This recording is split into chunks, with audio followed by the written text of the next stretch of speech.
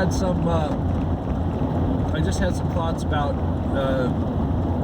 the stuff weighing me down, and I remember looking at the tools that I said are just weights.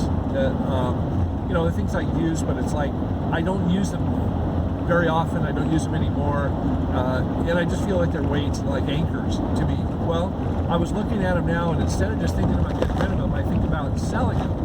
And the thought ran through my head that the reason I want to sell them is because I need the cash.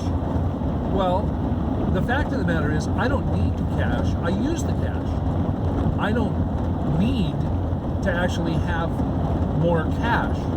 I just need enough cash to do what I need to do. So in a sense, in my thinking, I'm like trading one thing that's weighing me down for another thing that might weigh me down. That doesn't quite make sense the way I just said it. I'll edit this. So when I think about the cash, the only thing that I need cash for is to get something from someone that they're not willing to give me out of the goodness of their heart.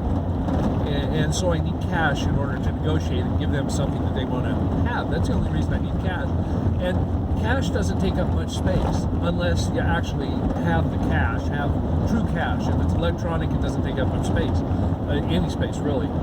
But unless you get something in hand in nickels or something, then you've got a lot of space that's used up. So I realize that my thinking is kind of like the thinking about, now I've never experimented with or even tried heroin, but when I heard about years ago about the alternative to heroin, which was methadone. In other words, you could get off of heroin, but you could get something that would give you somewhat of the same satisfaction, but without all the bad stuff from getting on methadone. Well, that's kind of proved to be wrong, and methadone's pretty bad too. But the idea of trading one, I don't want to say, well, I'm going to say it, vice. One vice for another vice is almost like, it's the same thing as smoking. I smoked for a lot of years. I've not smoked for a ton more years than I ever smoked, but except for secondhand smoke from others, of course. But it was kind of like, in order to get off of cigarettes, you had to find some kind of alternative. And, because they identify the addictive properties of cigarettes as nicotine, then you get the nicotine patches, and what they do is they try and wean you off of it so you no longer need the nicotine. I'm sure that's worked, but it's like trading one thing for another. It's saying that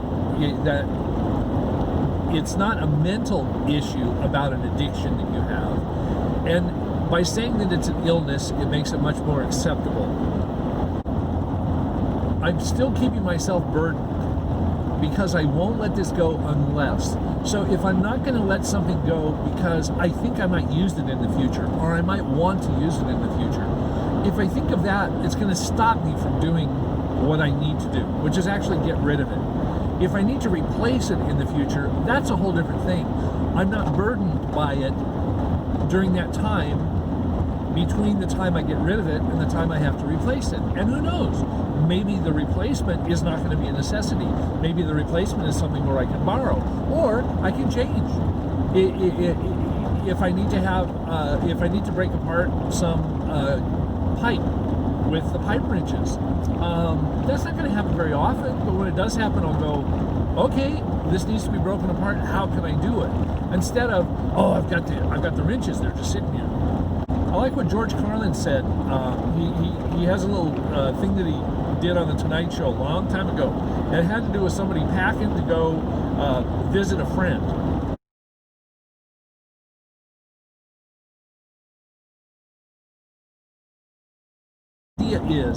The idea is, and one of the points that he makes is he talks about needing to have a house so you can fill it up with your stuff. Well, that's true.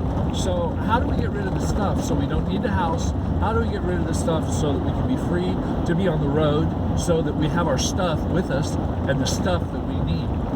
So in thinking about that, if you think you have to have so much money to be able to get on the road, you're never going to get on the road. You need to get on the road. You need to break down sometime when you know that you don't have any help, what I mean by break down is like, get stuck someplace or get a flat tire, and you just don't have any help, and see what happens, what transpires to help get you out of that situation. Either someone comes by the goodness of their heart, you find a way to deal with it yourself, then you determine there's something I always want to have. I got stuck in a creek bed recently. Yeah, I got stuck in a creek bed, buried up to the axle. And I'm thinking, oh man, I really wish I would have bought that traction strips. The only problem is that the traction strips take up an awful lot of room, and I got a small area here. I don't want to fill it up with stuff. So anyway, I made do. I dug out from underneath as best I could. I put rocks down. I tried it. I made 6 inches forward this time.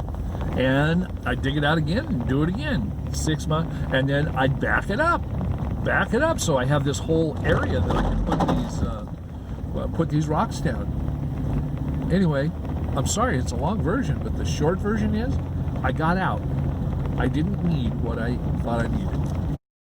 Okay, so the main point that I want to make, and the bottom line is, you need to not be afraid to go out and try and find out that you need something else that would help your life be better. You shouldn't try and figure everything out before you go out. You need to go out first.